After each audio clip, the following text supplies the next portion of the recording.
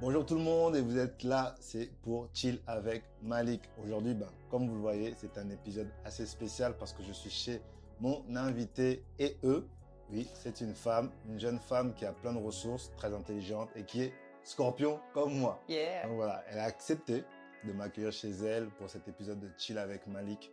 Aujourd'hui, on va parler en fait de beaucoup de choses parce que elle est féministe, très engagée, elle connaît un rayon sur la charge mentale.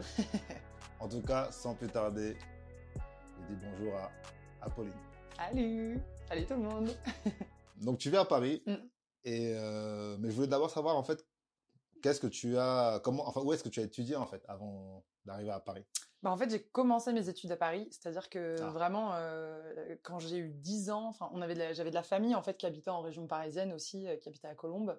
Et du coup, on est venu avec ma mère quelques fois rendre visite et tout. Et genre, je m'en souviens vraiment, c'est impressionnant. Le souvenir, il est ultra calé dans ma tête. On est venu pour mon anniversaire de mes 10 ans. Ouais. On a fait la Tour Eiffel, on a fait le château de Versailles, on a fait des trucs un peu clichés, tu vois, genre Grévin La et base. compagnie. La base, mais tu sais, ces trucs ultra clichés Ouais. que je ne refais jamais, moi, en tant que Parisienne maintenant. Mais vraiment, à 10 ans, j'ai dit, c'est ici que je vais vivre.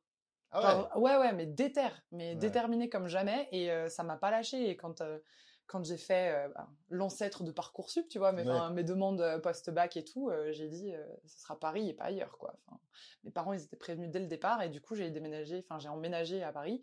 J'avais même pas 18 ans. Ouais, quelques mois avant. Oui, mais j'avais pas 18 ans quand je suis partie de la maison et que je me suis installée dans un petit studio de 10 mètres carrés dans le 16e arrondissement. Ah oui, t'as allé direct, boum. J'ai commencé dans le 16e, juste à côté du Parc des Princes. T'as noté le 10 mètres carrés quand même. Oui, voilà. Mais, ouais. C'était la toute petite bourgeoisie. Toilette sur le palier? Évidemment. Ah Partagé avec les autres gens. Ah ouais, non. Classique. Horrible. Qu'est-ce que tu as étudié? Je suis venue étudier le droit et les sciences politiques. Oh, ok. Ouais, et pareil, ça faisait partie de ces trucs, c'était sûr, enfin ça faisait longtemps que je me disais, en gros c'était dans ma vie, toute ma vie j'ai voulu être soit journaliste, soit avocate. Ouais. Bon, finalement je fais aucun des deux, mais c'est une histoire de la vie. Mais on va y revenir, il y a des trucs en lien quand même. Ouais. Mais ouais, je m'étais hyper vite décidée pour le droit et le parcours droit sciences politiques de ma fac me convenait vachement bien. Et c'était des super années. C'était très très cool. Tu bosses dans une fondation, du coup, qui est engagée dans le bien-être mental. Ouais. Faut bien préciser, bien-être mental. Ouais.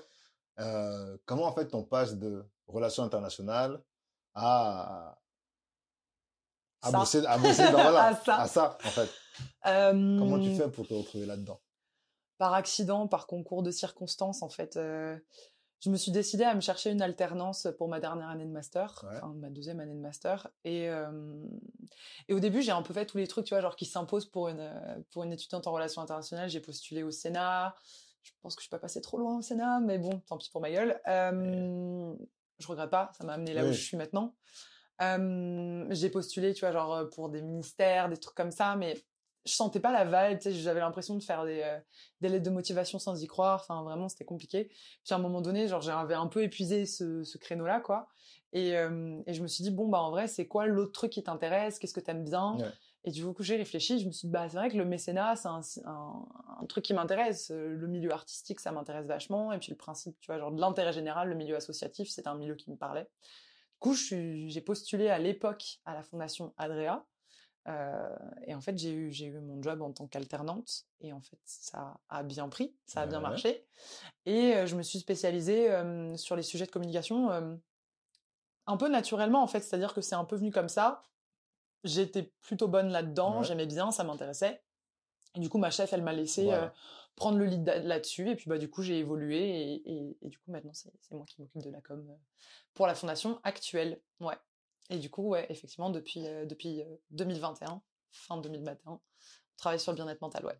Ça consiste en quoi, en fait, travailler sur le bien-être mental? Ouais. Il y a deux choses, il y a deux aspects. Il y a l'aspect fondation et il y a l'aspect bien-être mental.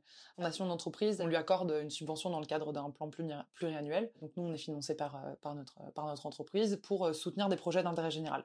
Et après, c'est toi qui détermines ta mission. Et du coup, nous, on accompagne des projets du coup sur cette thématique du bien-être mental. Et on parle de bien-être mental parce qu'on voulait pas parler de santé mentale. Parce que santé mentale, il y a cette idée de se dire, on va parler de psychiatrie, on va te parler de personnes, tu vois, genre qui ont des maladies mentales ou des handicaps psychiques. Et tout ça, c'est très intéressant. Il y a un vrai sujet là-dessus. La santé mentale, c'est vraiment le parent pauvre de la santé en France. C'est impressionnant. Mais bien-être mental, il y a cette conception de santé du quotidien et ça concerne tout le monde. Tu vois, parce que tu as une personne sur 5 qui souffre psychiquement chaque année, en fait, en France. Donc du coup, c'est des épisodes de dépression, c'est des épisodes de burn-out, des passages de déprime, c'est la charge mentale. Voilà, c'est tous ces sujets-là, en fait, qui font partie du quotidien et c'est ça qui fait qu'on parle de bien-être mental, en fait. Est-ce que tu t'y connaissais déjà? Sur le bien-être mental? Ben non, parce qu'en fait, comme j'étais déjà dans la fondation et que la fondation a fait évoluer sa mission, j'ai appris sur le tas.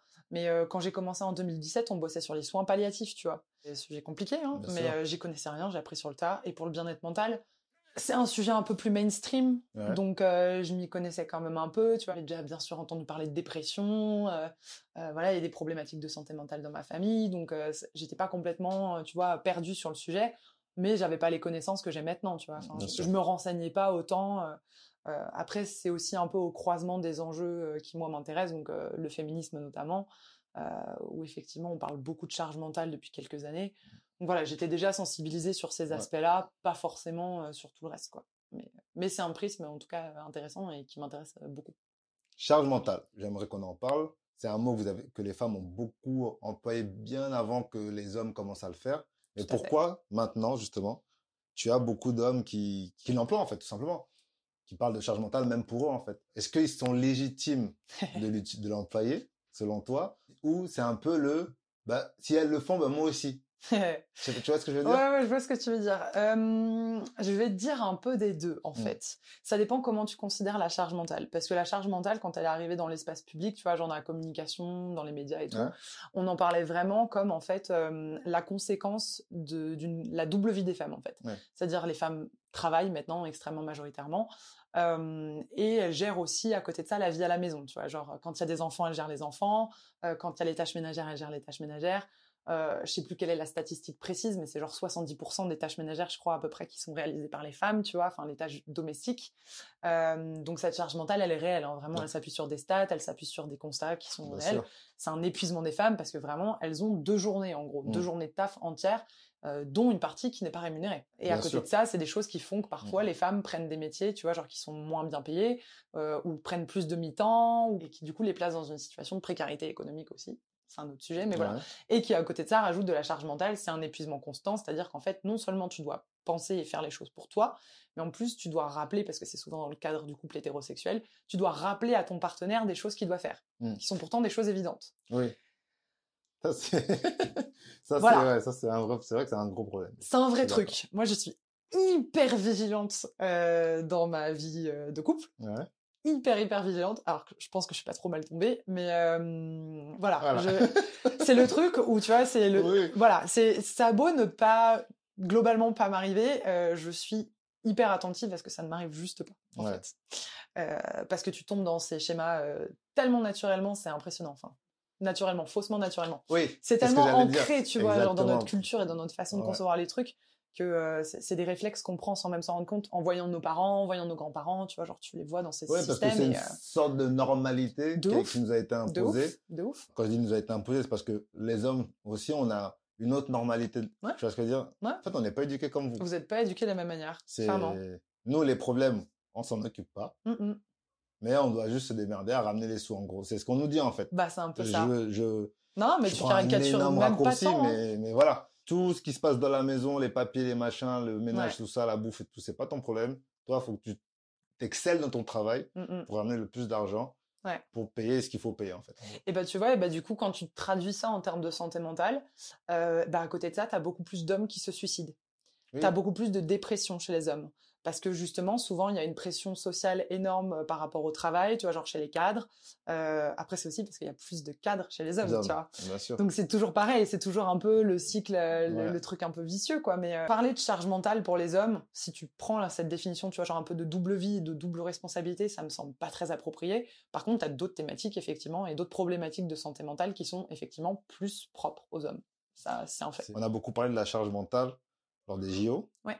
Avec Naomi Osaka. Tout à fait. Simone Biles, avec encore d'autres. Même Michael Phelps en a parlé. Tout à fait. Pourquoi tu penses tout d'un coup que ils se sont, entre guillemets, voilà, pas réveillés, mais ils ont décidé, bon, là, on en a marre, faut qu'on en parle.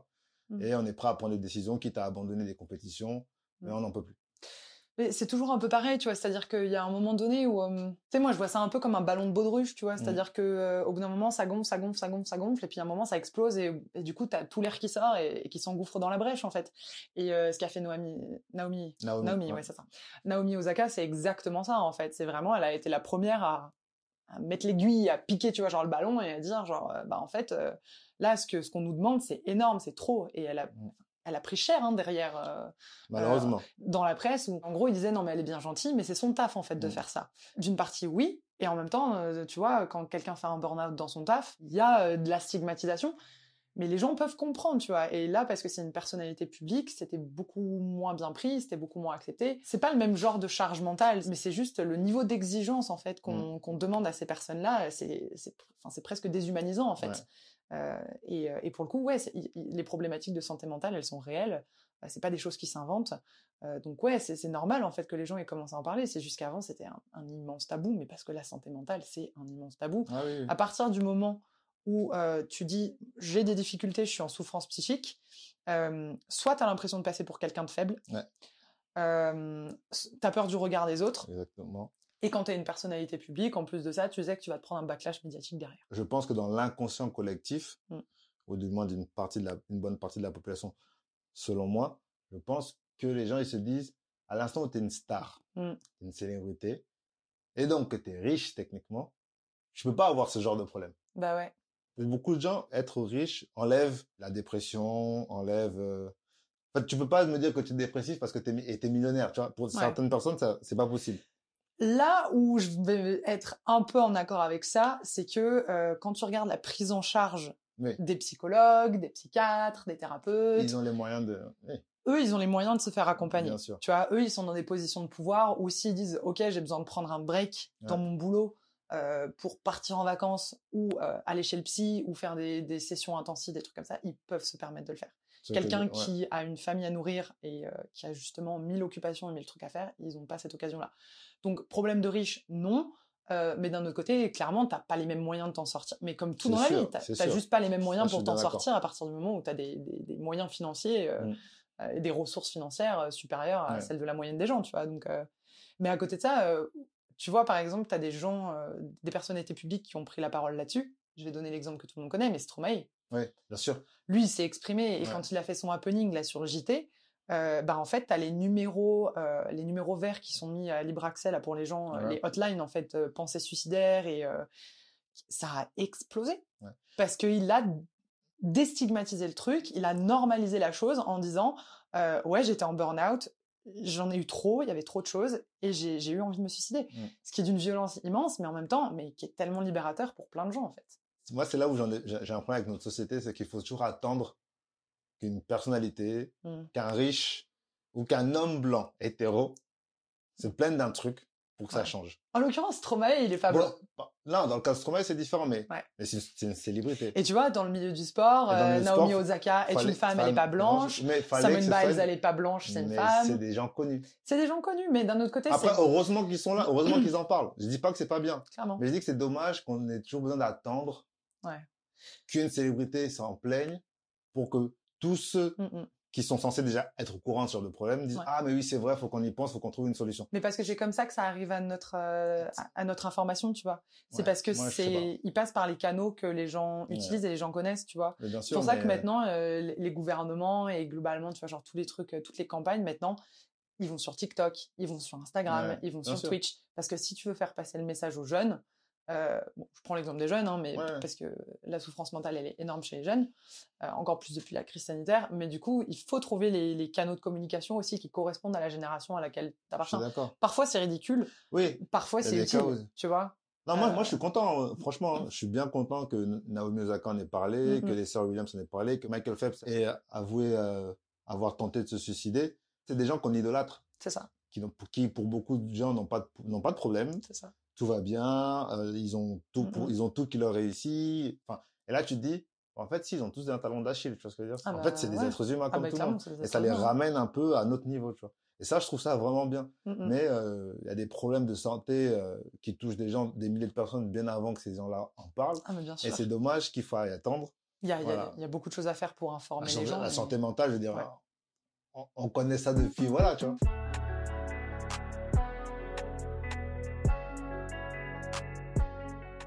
Si tu devais donner une définition du féminisme. Ouais. C'est pas une réponse simple à faire. Le féminisme, pour moi, c'est vraiment le fait de donner les droits et les opportunités aux femmes qu'elles méritent, au même titre que les hommes. Voilà, en fait, le féminisme, c'est comment tu fais société aussi. C'est comment tu considères ta société et quelle place tu considères donner aux femmes. Et ben en fait, c'est la place qu'elles veulent se donner à elles-mêmes. Tu vois, c'est juste ça en fait. C'est au lieu de balancer des injonctions d'un point de vue, tu vois, genre descendant, où tu dis aux femmes, genre vous êtes faites pour ça ou pas pour ça. C'est juste de dire, ok, on donne les capacités aux femmes de faire ce qu'elles ont vraiment envie de faire. On leur restreint rien, on les pousse vers l'avant parce qu'elles ont aussi une vision à apporter, comme n'importe quel être humain, mais qui reste une vision minoritaire parce que on est gouverné dans un système qui est patriarcal, tu vois. Voilà. C'est une définition un peu longue, mais c'est important aussi de dire que mon féminisme, il est intersectionnel. Je crois pas du tout au féminisme universaliste, tu vois, genre qui dit en gros on est complémentaires, voilà, on est différents, mais on se correspond, on se répond les uns aux autres, tu vois, les hommes, les femmes, cette grande famille, tu vois. Enfin, pour moi, c'est du bullshit. Et en plus, c'est un moyen de supprimer plein d'autres critères qui sont hyper déterminants dans la place qu'on occupe dans une société. Et c'est la classe, la religion, la race, tu vois, c'est le handicap, typiquement, tu vois, genre le validisme et tout, c'est un fléau, quoi. Donc, pour moi, c'est important de dire que c'est comme ça que je vois mon féminisme aussi. S'il n'est pas ouvert au reste du monde et à l'ensemble des discriminations qu'on peut subir dans le monde, il n'a pas de pertinence, en fait. Deep. Thanks. Deep. Du coup, je reprends ta définition. C'est laisser les femmes faire ce qu'elles ont envie de faire. Pourquoi certains hommes ont cette impression le féminisme cherche à leur enlever quelque chose? Qu'est-ce qu'ils ont peur de perdre, selon toi? Mais ils ont raison, hein, en un sens. Parce que quand tu es dans une position de privilège, si quelqu'un vient pour te retirer ton privilège, on te retire effectivement quelque chose. Tu sais, des fois, il y a les féministes de l'eau tiède, tu vois, qui disent en gros, non mais ouais, les hommes, les femmes... Oups, j'ai touché mon micro. Les hommes, les femmes, on est engagés dans un combat ensemble, on mène la lutte ensemble. C'est pas vrai. Factuellement, les hommes ont des positions de pouvoir, ils ont des situations de privilège, ils ont accès à des ressources, à des canaux, tu vois, genre auxquels les femmes n'ont pas accès. C'est pas vrai de dire qu'on va tous s'en sortir à la fin en ayant tous une position de pouvoir, tu vois, genre les places, elles sont pas limitées, elles sont pas illimitées. Lapsus intéressant. Les places, elles sont pas illimitées et au bout d'un moment, si les femmes veulent prendre une de ces places, eh ben elles vont le prendre à un homme. Mais c'est pas grave. En fait, il y a un moment, tu vois, genre il faut que les choses elles changent aussi, il faut qu'elles évoluent aussi. Ça veut pas dire qu'il faut faire des discriminations positives ou des trucs comme ça, mais ça veut dire aussi que c'est ancré tellement fort nos stéréotypes, tu vois, genre pour dire il y a un processus tellement plus long pour accepter le fait qu'une femme puisse avoir accès à une position de pouvoir ou juste en fait un moyen d'expression, tu vois, genre pour toucher un maximum de gens. C'est encore tellement ancré, tu vois, genre ces stéréotypes là, que il y a un moment donné, faut secouer les gens parce que tu vois, au rythme où on est, il faut encore 120 ans, je crois, pour qu'on atteigne l'égalité salariale. Tu vois, c'est abusé. C'est aberrant. C'est aberrant, tu vois. Enfin, donc, à un moment donné, faut pas croire qu'on peut juste laisser le cours des choses et que tout va bien se passer. Non, à un moment donné, il faut secouer le pommier aussi, tu vois, si tu veux récupérer les pommes. C'est pas possible autrement, en fait. Non, mais c'est vrai. Après, il y a pas cette haine viscérale, tu vois. Mais c'est juste que, et ça, c'est le fameux not all men. Ok, j'ai revu. Oui, mais pas tous. Je suis pas comme les autres. C'est ça. Mais tu vois, genre, il y a un truc qui m'a fait trop marrer. Et j'ai vu une vidéo il y a pas longtemps où il y avait une meuf qui disait, ok, ouais, peut-être pas tous, mais si je te mets genre 10 gâteaux devant toi et que je te dis, il y en a 6 qui sont empoisonnés, mais vas-y, mange. T'y vas pas. Tu vois, à aucun moment t'y vas. C'est pareil. C'est juste qu'à un moment donné, genre quand tu sais que... Tu peux pas deviner, en fait. Tu peux pas savoir. Donc, forcément, il y a une forme de méfiance, en fait. Forcément qui se met en place. Et c'est normal. Et c'est aussi un moyen de se protéger. C'est un long combat. C'est long. C'est encore des mouvements qui sont minoritaires par rapport à la société, il faut pas l'oublier. Nous, notre génération, on est vachement plus sensibilisés, mais voilà, ça avance encore lentement quand même. Faut pas croire. pas les générations d'avant, en fait. On a encore du taf, hein. Ouais, encore avant, Avant, enfin, ouais. ouais. Enfin, il y a eu des mouvements incroyables, hein, dans Mm. les années 60, déjà, il se passait des choses incroyables en France, tu vois. Et même dans les années 20, il y avait déjà des mouvements féministes, tu vois. Mm. Mais, Là, pour avoir le droit de voter, mai 68. ouais, le droit de vote, quand même, on l'a eu en 44, hein. Ah ouais, Il a fallu attendre un paquet, hein. C'est tard. C'est par rapport à 1890, je crois, Ouais. le premier vote des femmes en Nouvelle-Zélande. Chaud. Ouais. On arrive 50 ans après, hein. Tendax. C'est pas glorieux. Ouais. Donc bon. Donc ouais, non, bien sûr, ça avance. Je veux pas être négative, mais je veux pas non plus minimiser le taf qui reste à faire. Vraiment. Non, t'as bien raison. Mm. Mais oui, comme je disais, c'est un long combat. Ouais. Il y a encore beaucoup, beaucoup de choses à faire. Mm. Et est-ce que tu es d'accord avec moi pour dire que le combat des femmes ressemble à plusieurs niveaux à celui des minorités comme le noir, asiatique, musulmane? Bien sûr, c'est pour ça que je parle de l'intersectionnalité, en fait. Enfin, ouais, bien sûr, il y a des dynamiques qui sont similaires, en fait, parce que tu remets en question la suprématie d'un modèle qui est le modèle de l'homme blanc, hétéro, valide, et d'une classe sociale élevée ou au moins moyenne élevée, quoi. Ouais. Donc ouais, bien sûr, les dynamiques, elles sont les mêmes. Et puis, tu t'intéresses aux mêmes institutions, tu t'intéresses aux mêmes politiques, tu t'intéresses à la même dynamique, en fait. Tout est lié, vraiment. C'est impossible de dissocier ça. Tu vois, si on parle d'institutions... Ah oui. Tu vois, genre, prends la justice, prends la police, tu vois, genre, qui sont des institutions qui sont et racistes, et classistes, et misogynes. Ouais. Et c'est pas indivisible, en fait. Enfin, si, justement, c'est indivisible. Oui, c'est indivisible, mais... Ça se divise parce que c'est des thématiques qui sont différentes, mais en fait... Elles se recoupent complètement. L'origine du problème, c'est le même. Ah ouais, l'origine du problème, c'est le même. C'est les personnes qui sont au pouvoir et la façon dont ça gangrène ces institutions-là, quoi. On va finir sur les femmes. Ouais. Quelles sont tes 3 personnalités féminines préférées de l'année?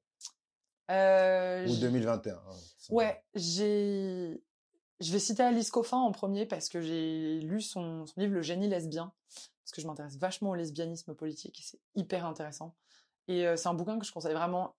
Elle est polémique, Alice Coffin, mais je m'en fous. Je suis pas forcément d'accord à 100% avec tout ce qu'elle dit, mais elle a une analyse extrêmement fine des médias en France sur le rapport à l'homosexualité et au genre, qui est hyper intéressant, donc je conseille à 100%. Je reste une fangirl de Rokhaya Diallo, qui a le podcast notamment Kif Taras, qui moi m'a appris beaucoup de choses aussi sur les préjugés racistes qui pouvait encore y avoir en France. Par moments, c'est déprimant, mais c'est un podcast qui est ultra instructif et je trouve qu'elle a une parole extrêmement forte. Même si je comprends pas ce qu'elle fout sur les plateaux de Hanouna, ça me rend ouf. Ouais, voilà. Mais bon, après... Mais c'est un truc de grande audience et d'un autre côté, c'est bien que de temps en temps, elle soit là pour remettre un peu... les pendules à l'heure. Les pendules à l'heure, de ouf. Et la troisième personne, qui est peut-être moins connue en France, s'appelle Madeleine Miller. C'est une écrivaine et elle a écrit notamment Le Chant d'Achille et Circé, qui reprennent les mythes, en fait, les mythes de la mythologie grecque. Et c'est génial. C'est des bouquins magnifiquement écrits et je les conseille. Parce qu'il y a beaucoup de choses qui vont pas dans les mythes grecs. Hein. Ouais, mais là, justement, c'est fou. C'est très moderne. Ah, d'accord. C'est réécrit un peu façon aujourd'hui, quoi. Non, en fait, c'est désédulcoré, tu vois. Parce que maintenant, tu vois, t'as vu le film 3 ? Oui.